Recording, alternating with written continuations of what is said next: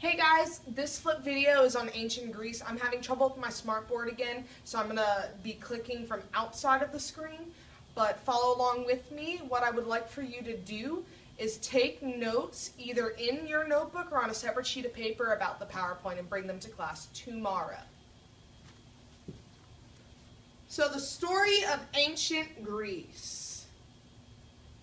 So the geography of Greece, this is what we discussed in class today. Greece is a small country in Europe and it's near the Mediterranean Sea.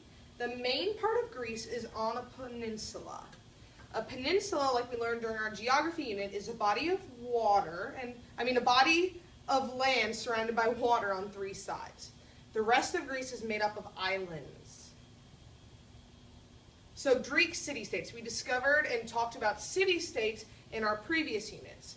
Greece was made up of many islands and tall mountains, so the Greeks began to build city-states instead of one country because all of the geography of the land kind of separated all these different patches of land where people were developing, irrigation and farms and cities, and so they developed city-states instead of all of them, becoming one unified country.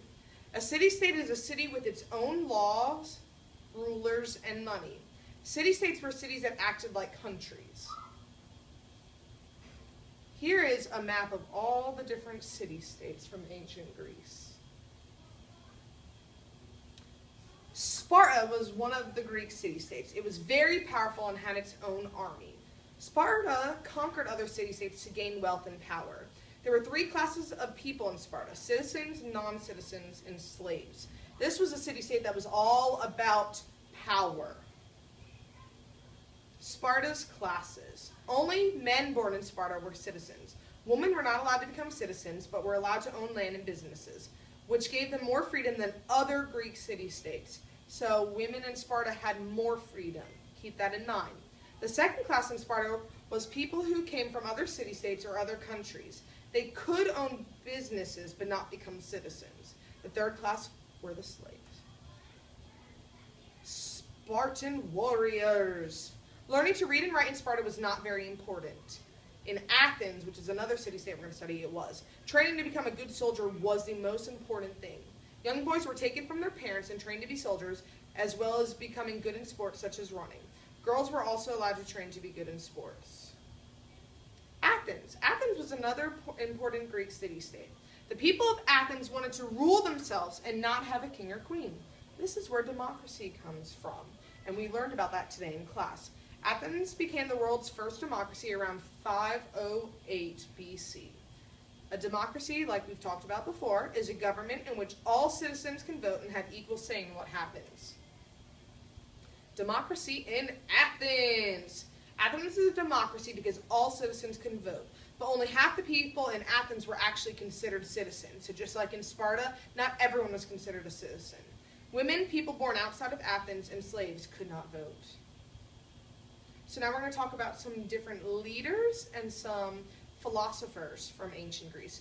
Pericles was the leader of creating democracy in Athens.